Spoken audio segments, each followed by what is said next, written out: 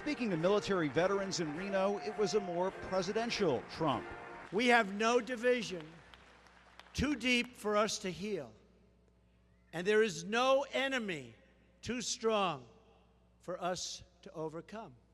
But the restrained performance was a far cry from the president who went on a verbal rampage in Phoenix, ranting and raving about the removal of Confederate statues. They're trying to take away our culture. They're trying to take away our history. And our weak leaders, they do it overnight. And threatening a government shutdown if Congress doesn't pay for a wall on the border, the same wall he once vowed Mexico would fund. Believe me, if we have to close down our government, we're building that wall. The most mind-boggling moment came when the president tried to whitewash his comments on Charlottesville. Here's what I said on Saturday. We're closely following the terrible events unfolding in Charlottesville, Virginia. This is me speaking. We condemn in the strongest possible terms this egregious display of hatred, bigotry, and violence. Mr. Trump blatantly omitted the fact that he blamed the violence on many sides. We condemn in the strongest possible terms this egregious display of hatred, bigotry, and violence on many sides.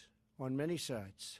And neglected to mention that he said some of the white supremacist demonstrators were very fine people. Excuse me, they didn't make themselves known as you, and you had some very bad people in that group.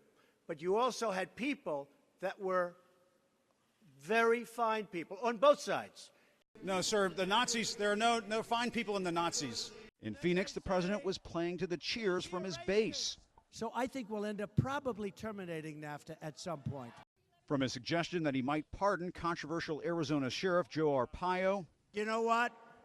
I'll make a prediction. I think he's going to be just fine, okay?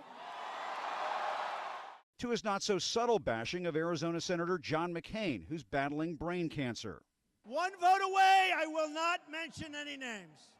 The president is still venting his frustrations with Senate Majority Leader Mitch McConnell, fuming over his defeat on health care, tweeting, "If Republican Senate doesn't get rid of the filibuster rule and go to a simple majority, which the Dems would do, they are just wasting time." Mr. McCain. But the president keeps forgetting his health care bill failed to secure that simple majority in the Senate. The last 2 days are leaving GOP lawmakers scratching their heads and warning against the idea of a government shutdown.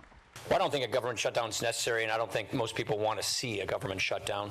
But a more critical conversation is underway in Washington, whether the president should have access to the nation's nuclear arsenal. I worry about, frankly, the access to nuclear codes. If he, in a fit of pique, he decides to do something about Kim Jong-un, there's actually very little to stop him.